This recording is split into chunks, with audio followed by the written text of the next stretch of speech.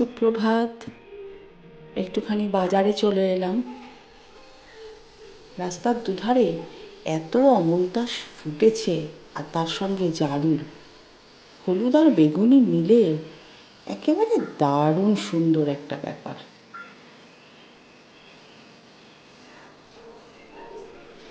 চলে এসেছি বাজারে। ইস, ফুলকপিগুলো হলুদ হয়ে গেছে।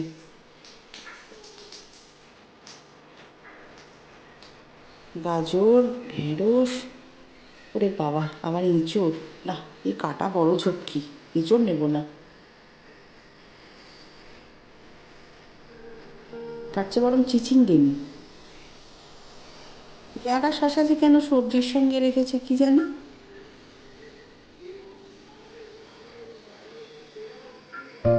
নেনুয়াও উঠেছে, গরমকালে নেনুয়া খাওয়া খুব ভালো।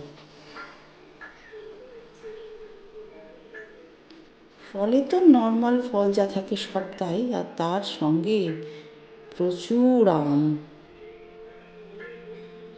গন্ধ তো খুবই সুন্দর। মিষ্টি হবে কিনা জানি না, যাই হোক অল্প করে নিই। যদি মিষ্টি হয় তাহলে আবার নেওয়া যাবে।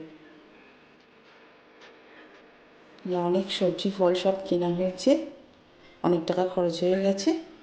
এবার বাড়ির থেকে টাটা।